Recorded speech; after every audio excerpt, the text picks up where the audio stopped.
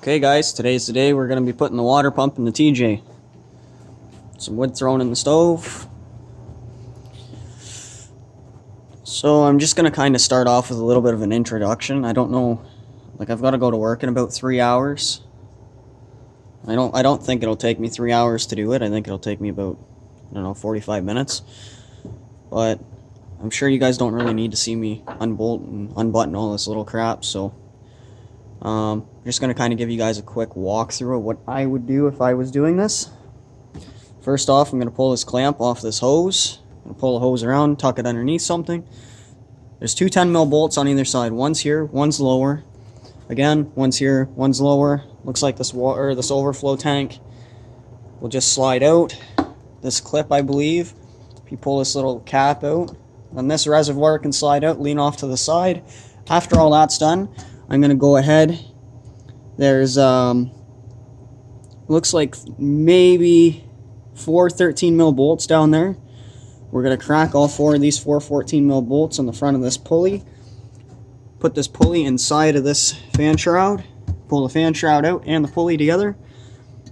And then we're going to pull the belt off and look a little further in and see what we can see. See what we got to do. Okay guys, so I'm going to give you guys a little tip.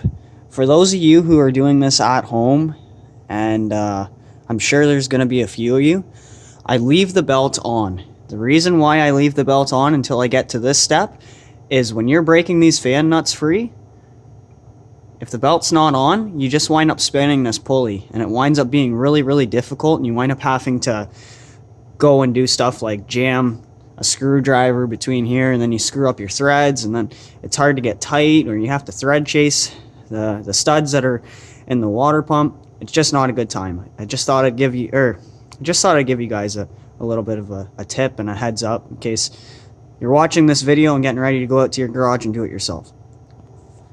Another tip for you guys who are doing this in your guys' driveway, you're gonna look at this belt and you might have a hard time finding out where the tensioner is, like how it puts tension on the belt.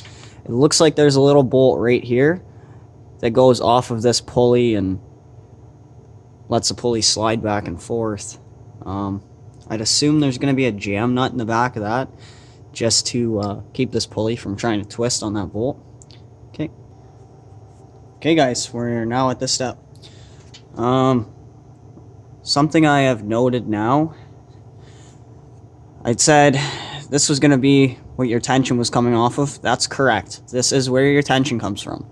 But you have to loosen off the pulley nut itself. I'm going to assume that makes it square off the backside. It's probably shimmed. It's probably got a spacer on the bearing. It brings it out. But now to this new issue we're going to. This bracket bolts over top of this water pump. So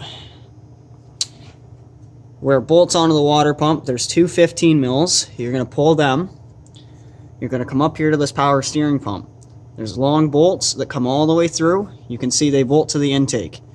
There's holes in the front of this gear.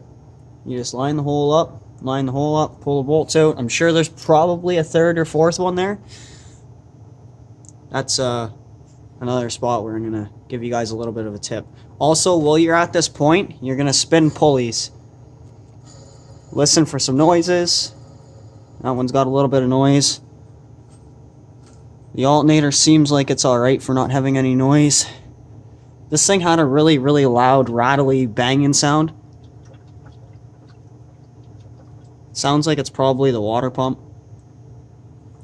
You can check for play, in, out, up, down. It seems like it's okay. I really don't think it is. It's probably this water neck here that I'm looking at that was leaking. To be honest with you, it started leaking out in the snow. I knew I had to take some of this apart. I didn't know how much I was going to have to take apart, so I just went and assumed it was a water pump. I'm not kicking myself or anything for that, because I'm sure the water pump eventually will bite me down the road, because the Jeep's got 296,000 K on it. So, alright, let's get back to this.